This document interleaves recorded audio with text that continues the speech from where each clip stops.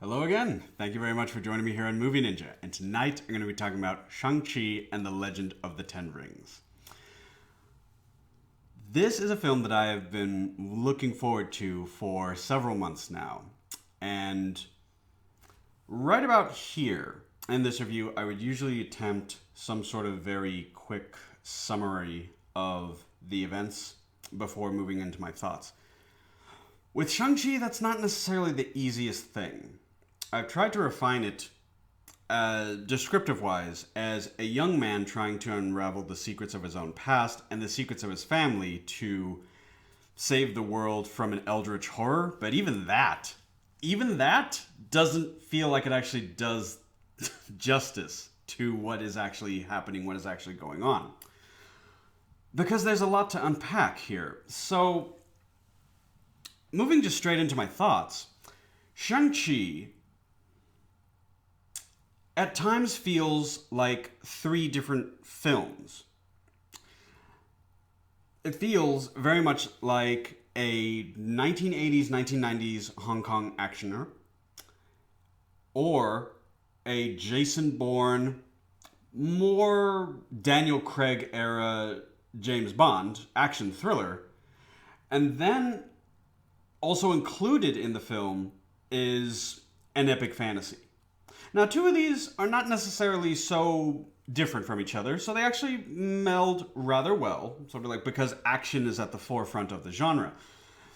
But moving from point A to point epic fantasy, this one took a little bit of sort of...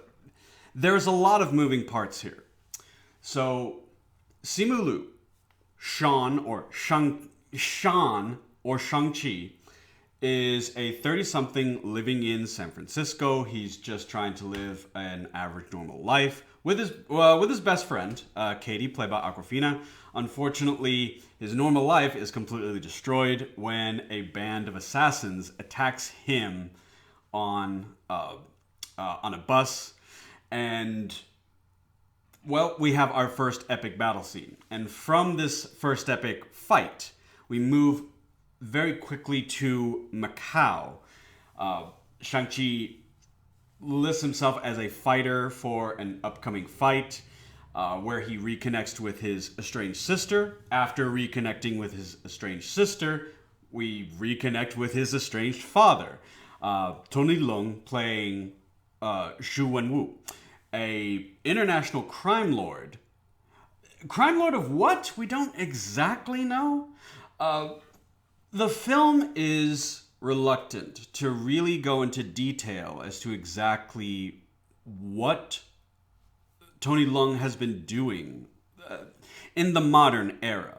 We do learn a lot about him. We learn that as the wielder of the Ten Rings, he is granted extraordinary longevity as well as a number of superhuman powers, but he had tried to move away from this life for the sake of peaceful normalcy. Unfortunately, as it does, that path didn't work out very well. And we get a lot of flashbacks. We get flashbacks from Shang, we get flashbacks from his sister, we get flashbacks from his father. It is not as disruptive, thankfully, as, other films that perhaps rely a little bit too heavily on flashback for expositive purposes. But still, there is a decent amount of start and stop. So in the very first third, we have, as I was mentioning, sort of like a Hong Kong era action flick. And then solidly, I will describe the middle portion where we learn more about his estranged family as the James Bond third of the film. Because you have the revelations brought to us by Tony Leung. This is who I am, and this is why I'm doing what I'm doing. This is my modus operandi, and this is why I need you, my children, to stand at my side. It feels very much like a James Bond-esque sort of villain explaining why I am doing what I am doing and why you should agree with me why I am doing what I'm doing. If you do not agree with me and why I'm doing what I'm doing, then unfortunately I have no use for you. like it. He doesn't play it over the top. Like with my sort of like humor there. Do not assume that he goes Dr. Evil or anything like that. He actually plays it very straight. And once again, I also have to reiterate that, especially this still being a Disney property, they don't go into specific details as to like, is he a gun runner? Is he a human trafficker? Is he involved in narcotics? We don't know. All we know that he has the 10 rings. He can use them to extreme precision and destructive purpose. And all you need to know is that he has his own crime network. That's it. He's a crime lord of crimes. That's all you really need to know. As the story unfurls, we move into the sort of mystical realm of Daolo, where Shang-Chi's mother was originally from. She was originally one of the Guardians. I say one of because the film, from the very beginning of the movie to the middle of the movie, contradicts itself in a way. Shang-Chi's mother was a guardian of Daolo. And then in the middle of the film, we learn that there are not necessarily, like, they don't actually need guardians per se, because there is a seemingly impenetrable barrier from the average mundane world into the realm of Daolo, where all sorts of like mystical creatures exist. And so from these three segments, and from the various parts that we have moving back and forth for all of the characters, we do learn a significant amount for all the characters in their development, and we do move along at such a pace that when you're watching it, at least as I did, when I watched it for the first time, you don't think of inconsistencies or possible contradictions afterwards. Like, you don't think of them in the moment. You think about them afterwards. A little slip of the tongue there. And it's not necessarily like of the film's detriment, because there's so much happening on screen every 5 minutes that you don't think of these things while you're watching the film. So the pacing and the action kind of overwhelm your sort of like logic and sense reasons in such a way that in the moment, the film just watches like, okay, we're starting on San Francisco, we're moving into a land of fantasy, just like, and you just like, and you're watching it. You're watching to see like why this is happening and how this is happening. When we actually get to the third act, when we actually get to the epic fantasy sort of like moment here, it was a bit. Even in the moment, so I partially redact my the statement that I made just a minute ago. There are still some things that I felt were sort of lacking explanation.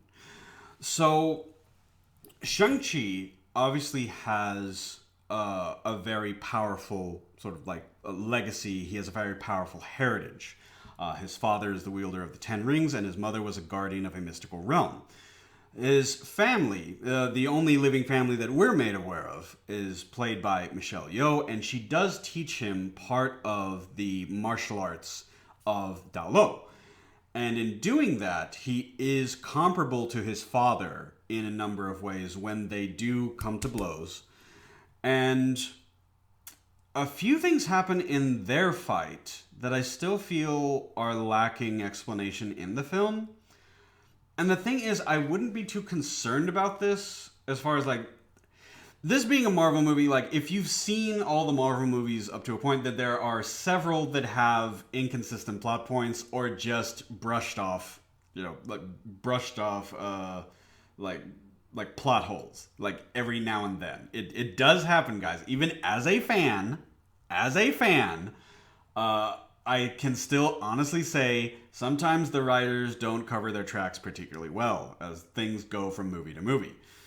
There is something that does take place in the very last portion of the fight between Zhu Wenwu and Shang-Chi. that once again, I don't feel was particularly well explained. But that being said, there is an eldritch horror, and one of the most, if not the most, magnificent CGI dragon that I've seen this year. And so, like, there's this grand epic battle sequence going on to where, like, once again, even if I raised an eyebrow and scratch my head for an element of the climactic battle, it wasn't enough to sort of put me off for this. So I've been going around and around talking about, well, it feels like it wants to be 3 separate films sewn together into one film. There's a lot of back and forth with flashbacks. There are certain inconsistencies. So how do I feel about this? So the thing is, as I mentioned, it feels like it's 2 separate genres of action film and an epic fantasy. And the thing is, I love all those things.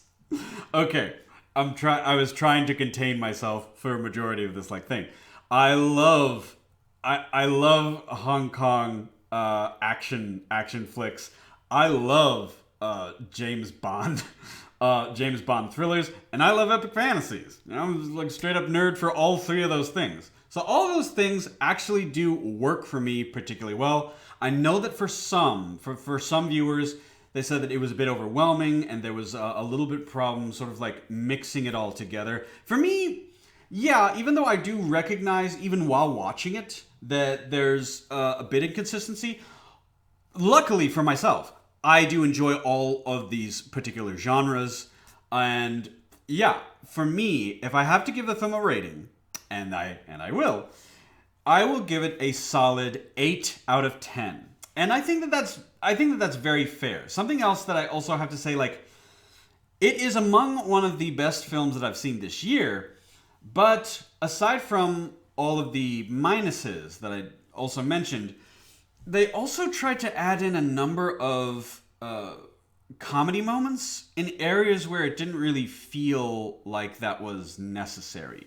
As I mentioned, the film opens up with a spectacular bus fight scene, the fight scene that most people have seen from like the trailer. On there's a vlogger that is just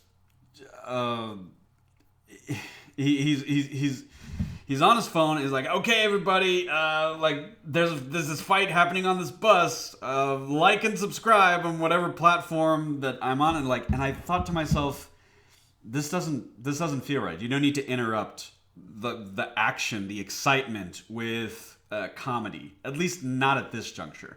And the thing is that happened throughout the film. So once again, just like, I really wish that they had just kind of picked a lane with regards to that. One of the strengths of Marvel superhero films is that they don't take themselves too seriously. But in comedy, timing is everything. So, I mean, it's like, it would have been slightly higher than an 8 out of 10. But 8 out of 10, I have not, for those of you that have been following my reviews, that anything above a 7 is spectacular. It is, like, this is going to be, like, awards worthy when it comes, when it comes time to just amassing, like, all of the nominations for this next year. Easiest, of course, is special effects, but I hope that more opens up. Simu Liu, Tony Leung, Awkwafina, they all have wonderful chemistry. Simu Liu and Awkwafina have particularly good chemistry. He has cameoed on Nora from Queens prior to this. But Simu Liu has a very good, very well-rounded acting experience from his primary career point, which is Kim's Convenience, where he has both played someone who is serious, semi-serious, and just pretty like casual, easygoing, goofy guy. So he actually has already displayed a decent amount of acting chops. So, and all of those were well represented in his performance in Shang Chi. So, ultimately, I will give it, as I mentioned, an 8 out of 10. I think it's one of the best films that I've seen this year. What about you guys? Have you seen the film? What are your thoughts on it? Did you have a particularly favorite performance? What did you think of the 10 Rings? And, let me know what you're looking forward to moving into the next Shang Chi, because it has already had a green light for a sequel. A sequel, I'm not entirely sure what they're going to do, because this, as I mentioned, felt like 3 films in one. Economically spaced out to where it's just over 2 hours, so I have to mention that. But I'm not entirely sure where we move from here, especially since he already had an existential threat this time around, so the ramp up, I'm not entirely sure where they're going with this. But, anywho, let me know your thoughts in the comments section. Thank you very much for joining me here on Movie Ninja, and I hope you have a great rest of the day.